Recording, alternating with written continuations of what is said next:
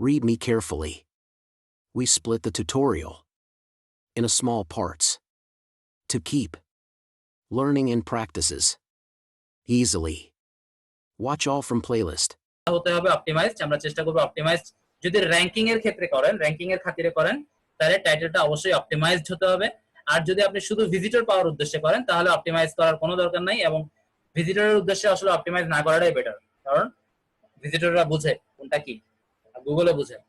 তাহলে অপটিমাইজটা শুধুমাত্র র‍্যাঙ্কিং এর ক্ষেত্রে। আমরা আজকে একটা পোস্ট করে দেখাবো, এটা কিন্তু আমরা অপটিমাইজ করব না, এটা আমরা জাস্ট ভিজিটর পাওয়ার উদ্দেশ্যে করব। তাহলে আপনারা যেহেতু র‍্যাঙ্কিং এর উদ্দেশ্যে করবেন, এসইও এর উদ্দেশ্যে করবেন, তাহলে আপনাদের পোস্টটা অপটিমাইজ হতে হবে এবং চেষ্টা করবেন যতটুকু সম্ভব সেটাকে, অর্থাৎ পড়লে যেন বাকিটা পড়তে মানে আগ্রহ প্রকাশ পায় গ্রাহকের। যদিও আমাদের যারা মার্কেটিং যারা র‍্যাঙ্কিং এর ক্ষেত্রে করবো সেটা আকর্ষণীয় না হলেও সমস্যা নাই, তারপরেও করলে কোনো দোষ নাই। আচ্ছা, কি কি লাগবে তাহলে? প্রথমে হচ্ছে 1 নম্বর টাইটেল, এবং সেই টাইটেলটা হতে হবে সুন্দর এবং অপটিমাইজড। তারপর হচ্ছে আমাদের একটা কিওয়ার্ড, তারপর হচ্ছে আমাদের একটা লিংক লাগবে, অর্থাৎ কোন লিংকে আমরা ভিজিটরটাকে পাঠাবো, কোন লিংকে আমরা ট্রাফিকটাকে পাঠাবো সেই লিংক। তারপরে কন্টেন্টটা অবশ্যই ইউনিক হতে হবে, সেটা আপনার যে লেভেলেই করেন না কেন। আমরা কিন্তু যারা অলরেডি এসইও করে আসছি, র‍্যাঙ্কিং করে আসছি বিভিন্ন সাইট, আমরা কিন্তু ভুল পথে গিয়ে করে আসি। আমরা ইউনিক কন্টেন্ট দিয়ে মোটেও করি না, আমরা আমাদের মতো করে কিছু লিখে ওটাকে জাস্ট জোর জবরদস্তি আনি, কিন্তু দেখা যাচ্ছে আজকে আছে তারপরের দিনে নাই। এটা কেন হয়? আশা করি এখানে যারা অনেকে আছেন বুঝতে পারছেন কেন নাই।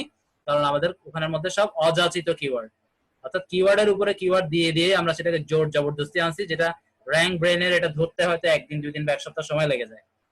যাই হোক, তারপর হচ্ছে যে কন্টেন্ট রিলেভেন্ট ইমেজ। আপনারা অবশ্যই সবাই ইমেজ ইউজ করবেন, যে কোনো কন্টেন্ট লিখবেন, ইমেজ হচ্ছে একটা প্রাণ, ঠিক আছে? ইমেজও আমরা র‍্যাঙ্কিং করতে পারি এবং ইমেজের র‍্যাঙ্কিংও হয়, এবং তার মাধ্যমে আমরা এক্সট্রা কিছু ভিজিটর পেতে পারি।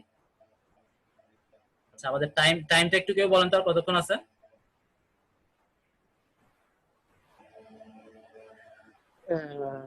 ভাইয়া এটা মনে হয় সম্ভবত এটা আনলিমিটেড হয়ে গেছে। আচ্ছা টাইম সমস্যা নাই, আসুন ভাই চালান, ওই টাইম শেষ হলে আমরা বলবো নি। আর কি আচ্ছা আচ্ছা, ঠিক আছে ঠিক আছে। আমি তাহলে স্ক্রিন কি শেয়ার করে বলবেন নাকি? স্ক্রিন আমি তো একটু পরে প্র্যাকটিক্যাল আসবো, তখন দেখাবো।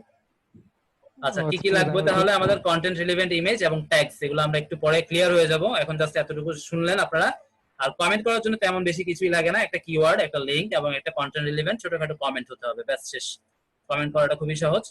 এরপর আসেন আমরা একটু পরে লাইভ শুরু করব। আচ্ছা, এতক্ষণ পর্যন্ত যেগুলো শুনলেন এগুলো আপনারা খুব একটা মনে রাখার দরকার নাই, আপনারা ভিডিও যেহেতু আছে। আচ্ছা, এখন আমরা প্র্যাকটিক্যাল দেখবো, আপনাদের জিনিসগুলো বুঝতে আরো সহজ হবে। প্রথমে আমরা প্র্যাকটিক্যাল